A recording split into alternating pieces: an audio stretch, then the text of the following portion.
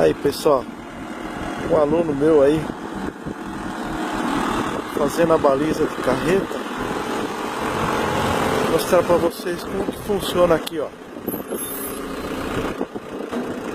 Ele tem 3 tentativas para entrar na baliza.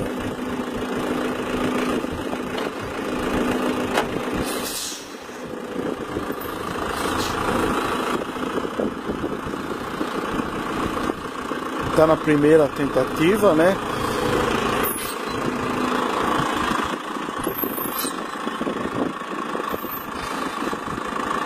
É bem difícil, hein?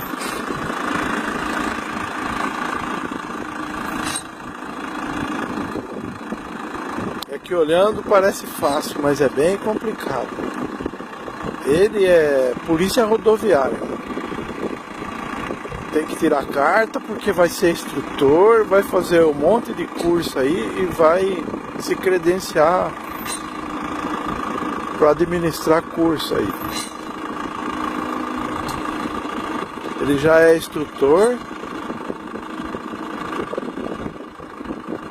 Tá entrando, ó. Aí vendo.